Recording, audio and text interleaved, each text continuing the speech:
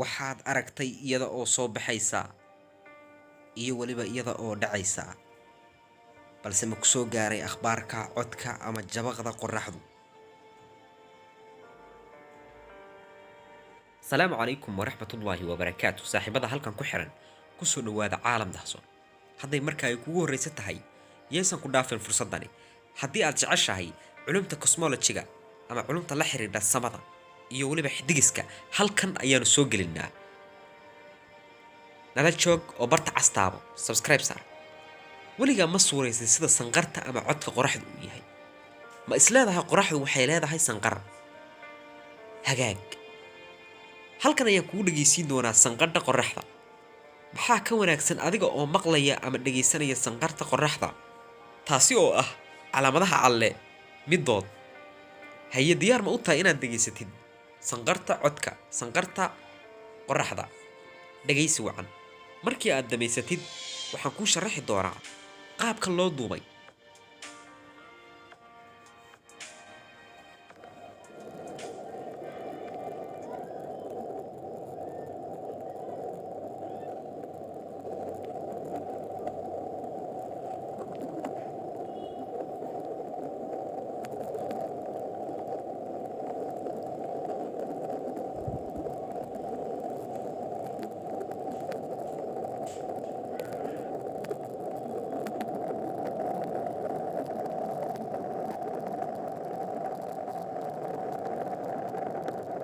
codkan aad mooddo matoor daaran oo gariiraya waa sanqarta qorraxda iyo sida ay u yeerto.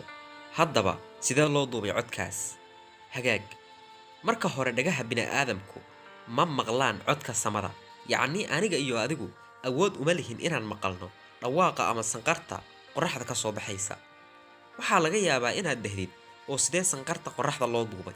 hagaag, horta codka sidiisaba ma gaaro hawada, yacni wax sanqar ah oo samada ka timi inama soo gaari karto, sababtoo ah codku wuxuu u baahan yahay xiriiriye ama waxa loo yaqaan medium of transmission. taasina samada kama jirto, oo waad og tahay in qorraxda iyo dhulku inta u dhaxaysa ay faaruq tahay. sidaas awgeed wax sanqar ah ama wax jabaq ah inama soo gaari karaan. tusaale ahaan, qorraxda codkeedu inama soo gaari karo innaga. codkan sidee loo duubay? hay-adda NASA ee ka shaqaysa culumta samada ayaa duubtay iyada oo adeegsanaysa qalab lagu xiro satellite-ka oo loo yaqaan Doppler graph, kaasoo qiyaasaya isbeddelka leerka qorraxda ka soo baxaya. kadibna isbeddelada hirarka leerka ama iftiinka qorraxda ayay waxay u beddelayaan motion ama sanqar ama cod, taasoo keentay inay qiyaasaan sanqarta ama codka qorraxda.